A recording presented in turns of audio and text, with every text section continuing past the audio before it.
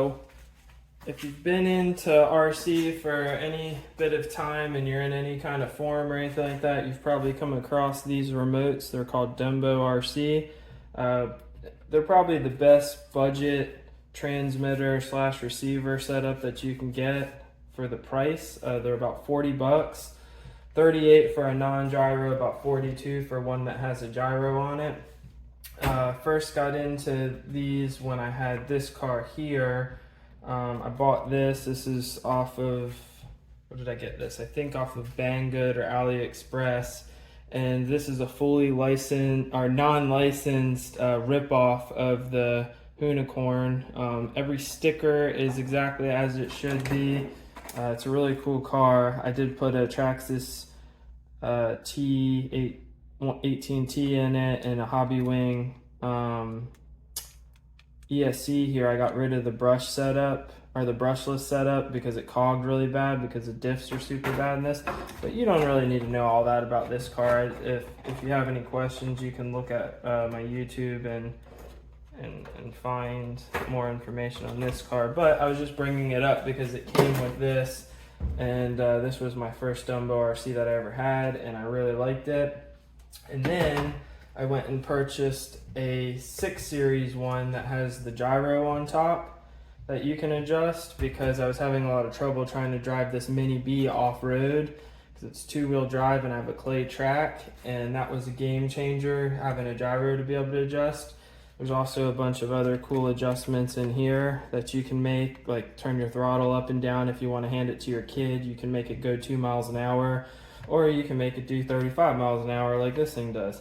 You can turn down your steering rate so it's not as powerful on the steering and twitchy, all those cool things. So it's a really cool remote, and I tell everybody to get one of these that's trying to do a budget build.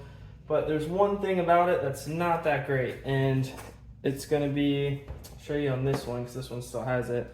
The plastic wheel here, the steering wheel, is terrible. It feels cheap. It's hard to kind of keep a grip on. I mean, you can grip it, but it's just, when you look at the controller, you're like, that thing's a piece of junk. And it's mainly just this that makes it seem that way, because everything else about this controller is pretty awesome. It even has if you have rechargeable batteries in here, you can even recharge the batteries through here. They're a USB style cable. So everything about it's pretty cool other than this wheel. So what you can do is you can go and get this. This is a Traxxas piece of foam if you want to replace it on your Traxxas transmitter wheel. And that's the part number 2224. And what you got to do, I'm going to show you how to do it. It's real simple. You want to have some type of pick or tweezers or something, and all of them are going to have a sticker here. You can see this one that I already did it to doesn't have the sticker there because I didn't like how it looked. I thought that looked cheap too. I may keep this one on because it's a special edition ZD Racing one, but you gotta kind of get under that sticker. Make sure you put it facing up so you don't stick it to anything. And then you're just gonna find a little Phillips head screw here. Now, I did film this whole video, or I thought I did, but I was really on my camera and not on my video. And I already did this once, and you gotta really kind of pull on this. Hold the transmitter tight in your hand, because in the video that I tried to film just before this, my transmitter went flying when this popped off. But you gotta just kind of wiggle it and pull. But it was a lot harder to get off the first time, I'll be honest. But I did get it off. This went flying. I got a few scratches here that I'm not happy about. Try to clean those up later, but so that's it. You get this off, and now what? Well, we want to get this on this wheel, but we're not going to put it over this plastic thing. So all you do is you come from behind it and you just push. This one comes off kind of easy because I already popped it off, but you'll hear a little click. It'll pop off. Easy as that. It's almost too easy. Then you got this lip on this side, so you want to come in from the back, and it fits pretty good and tight. It's a perfect fit. And I noticed when I was doing this the first time that you can kind of just take your finger and push on it. Well, you can pull it all the way over and then slowly back it up. And I like to leave it just behind that lip there.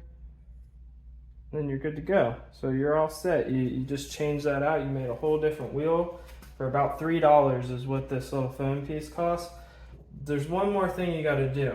If you go ahead and just throw this on here how it is, it's a little tight. So this actually is rubbing on that now, and that's not cool, and you don't want to have to pull this all the way out because you want it kind of behind that lip.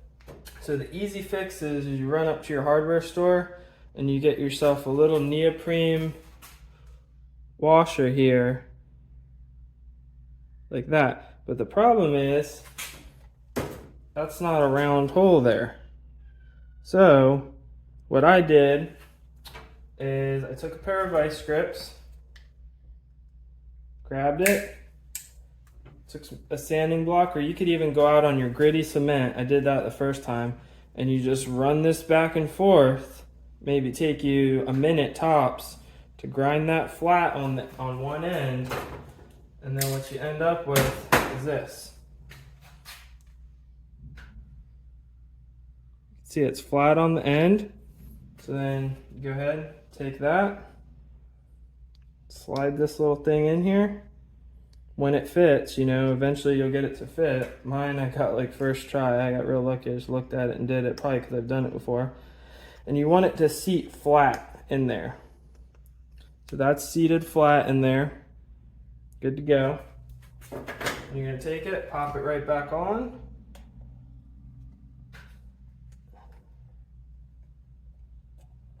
Sometimes, even though you did that, you gotta pull the foam out just a little bit. You could even pull it to where it, you know, does run just a little bit over the lip, but I didn't need to go that far. You can see all the space that I have back at, let me see if I can get a good view on it. See all that space in there? So that's with it a little bit over the front. You don't have to go quite that far, but works fine. We got a nice foam setup. Take your screw, drop it back in there.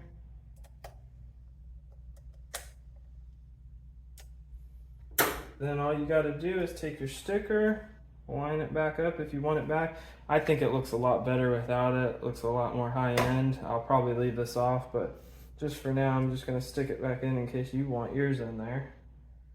So I kind of line it up, turn it.